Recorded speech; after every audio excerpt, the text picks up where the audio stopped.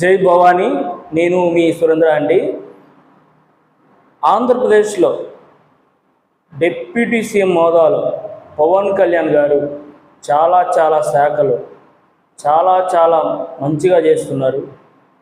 ఆయన తీసుకున్న శాఖలు గత 70 సంవత్సరాల నుంచి ఎన్నో రాజకీయ పార్టీలు వచ్చినాయి, ఎన్నెన్నో ప్రభుత్వాలు వచ్చి చూస్తూ వెళ్ళిపోయినాయి తప్పితే ప్రతి శాఖలో ఎంతో కొంత లోపం. కాకపోతే ఇప్పుడు వచ్చిన డిప్యూటీ సీఎం గారు ఆయన తీసుకున్న ప్రతి శాఖ అత్యుత్తమంతో ఎంతో బాగా చేస్తూ ప్రజల మన్నెలను పొందుతూ ఉన్నారన్నమాట. ఈరోజు ఆయన చేసే శాఖలలో గ్రామీణ అభివృద్ధి శాఖ, ఆ శాఖలో కళ్యాణ్ గారు ఈరోజు ఎక్కడెక్కడో మారుమూర ప్రాంతంలో ఇప్పుడు గిరిజన తాండాలలో, అరకు అలాంటి చోట్ల కూడా రోడ్డు మార్గాలు లేకపోతే రోడ్లు వేపిస్తున్నారు. ఎక్కడెక్కడో చిన్నపిల్లలు మాకు రోడ్లు లేవు సార్, మేము బళ్ళకి వెళ్ళాలంటే ఇబ్బంది పడుతున్నామంటే చిరుక్కున ఎమ్మటనే ఆ రోజుకు ఒక 1 వీక్లో రోడ్డు వేపించేసి వాళ్ళకు ఒక దారి చూపుతున్నారు. ఒక్క రోడ్లతోటే ఆపుతున్నారా అండి? ఆయన ప్రకృతిని ఎంతో ప్రేమిస్తున్నారు కళ్యాణ్ గారు. ఆ శాఖ ఈరోజు నిజంగా గోదావరి వెళ్ళి 2 రోజు పర్యటనలో వచ్చే సంవత్సరం వచ్చే గోదావరి పుష్కరాల కోసం ఇప్పటి నుంచే ఎంతో కృషి చేస్తున్నారు. గోదావరి జలాలు ఇప్పటికే చాలా అశుభ్రంగా తయారైపోయాయి. పారిశుద్ధ్యం కూడా గత 70 సంవత్సరాల నుంచి అదే పరిస్థితి. వచ్చి రావటంతో పవన్ కళ్యాణ్ గారు ఈరోజు 2 రోజుల్లో 48 గంటల్లో ఆ పారిశుద్ధ్యాన్ని తీపిచ్చేసేసారు.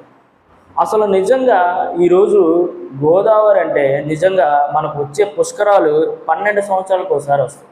ఆ పుష్కరాల కోసం జనాలు ఎంతో ఆనందంతో పుణ్యం కోసం వచ్చి అక్కడికి వచ్చి మునిగి చాలా మంచిగా వెళ్ళి ఆరోగ్యంగా ఉండాలని మనస్ఫూర్తిగా కోరుకుంటారు. కానీ పవన్ కళ్యాణ్ గారు వెళ్ళిన తర్వాత అక్కడ చూసిన సమస్యను చూసేసి చాలా సీరియస్ అయ్యారు. అక్కడ ఉండే స్థానిక ఎమ్మెల్యే గారిపై, ఈవెన్ జనసేన మంత్రి గారిపై కూడా కొంచెం మాట్లాడడం అయితే జరిగింది. నిజంగా ఈరోజు పారిశుద్ధ్యం అనేది ఇప్పుడు మనం చూస్తున్నాం. సెంటర్లో స్వచ్ఛ భారత్ ఇలాంటి కార్యక్రమాలు ఎందుకు మొదలుపెట్టారండి? జనం కోసమే కదా. ఈరోజు పారిశుద్ధ్యం సరిగ్గా లేకపోతే ప్రతి దాంట్లో పొల్యూట్ అయిపోయింది. వాటర్ పొల్యూషన్, నీరు పొల్యూషన్ అయితే ఏం జరుగుతుందండి? ఎంత ఇబ్బంది పడతారు జనం. గాలి పొల్యూషన్ అయితే ఏం జరుగుతుంది? ఒకసారి ఢిల్లీలో చూస్తున్నాంగా, పొల్యూషన్ అయిన గాలి పీల్చుకొని ఎంతమంది అవస్థలు పడుతున్నారు. నిజంగా ఈరోజు ఇలాంటి నాయకుడు ఉండడం బట్టే ఈరోజు నిజంగా నీటి సమస్య గురించి ప్రజలకి ఇబ్బంది పడకుండా వాళ్ళని పుణ్యస్థానాలు చేసి పుణ్యం సంపాదించుకొని అష్ట ఆరోగ్యాలతోటి వెళ్ళాలని ఆయన చేస్తున్న కృషి నిజంగా అమోఘం అన్నమాట. ఒక గోదావరి అనుకున్నారండి, ప్రతి గ్రామంలో ఆయన గ్రామీణ అభివృద్ధి శాఖలో జంతు ప్రాణులకు నిజంగా ఆయన షెడ్లని నిజంగా మంచి ఒక పథకాన్ని తీసుకొని వచ్చారు. గోకులం షెడ్లని ఈ పథకాలు ఈరోజు మన రాష్ట్రంలోనే కాక కొన్ని రాష్ట్రాల్లో కూడా ఈ యొక్క పథకాన్ని తీసుకోవాలని వాళ్ళు చూస్తున్నారు. నిజంగా ఈరోజు గోకులం షెడ్లు అనేది ఎంత ఉపయోగకరం అండి. 2 లక్షల రూపాయలు డబ్బులు ఇస్తున్నారు. నిజంగా ఈ యొక్క షెడ్లని నిజంగా ఆయనకు అవసరమా అండి? జంతువులు ఏమైనా ఓట్లేస్తాయా? చూసారా ఆలోచన ఎంత ఇదిగా ఉందో. ఒక సరైన నాయకుడు ఉంటే ఏ సమస్య అయినా కానీ పరిష్కరించవచ్చు. జనాలకి ఏది ఇబ్బంది కలుగుతున్నా అది పరిష్కారం అవుతుంది. ఏదైనా కానీ ఒకటండి, పవన్ కళ్యాణ్ గారు ఏ శాఖలైనా కానీ డౌన్ టు ఎర్త్ మొత్తం వర్క్ చేస్తున్నారు ఆయన నిజంగా.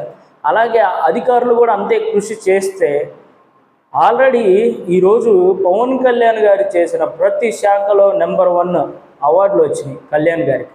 ఇంతకన్నా పవన్ కళ్యాణ్ గారి గురించి మనం చెప్పుకోవటం మనం ఎంతో చాలామంది పవన్ కళ్యాణ్ గారు ఏం చేశారు అంటున్నారు. ఇంతకన్నా పవన్ కళ్యాణ్ గారు ఏం చేయాలి చెప్పండి? 2 సార్లు ఓడిపోయారు. ఇప్పుడు ఏకంగా గెలిచి డిప్యూటీ సీఎం హోదాలో ఆయనకి అనుభవం ఉందా అండి? అనుభవం కాదండి ఇక్కడ కావాల్సింది. మనం చేసే పని దానిలో 100% మనం చేస్తే రిజల్ట్ అనేది ఇలా ఉంటుంది.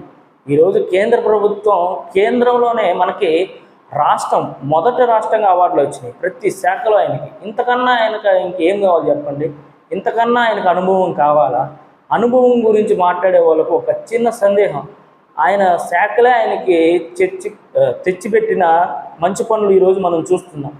ఇంతకన్నా పవన్ కళ్యాణ్ గారి గురించి ఏం చెప్పమంటారు? ఒక్కసారి ఆలోచించండి. సీఎం అవడానికి అనుభవం అవసరం లేదు. నువ్వు చేసే పని 100% ప్రజలకు ఉపయోగపడాలి. 100 to 100% ఉపయోగపడితే అనుభవం అవసరం లేదు. మనం చేసే పని కరెక్ట్గా ఉంటే చాలు. ఈరోజు పవన్ కళ్యాణ్ గారు అదే చేశారు. నిజంగా హ్యాట్స్ ఆఫ్ పవన్ కళ్యాణ్ గారు.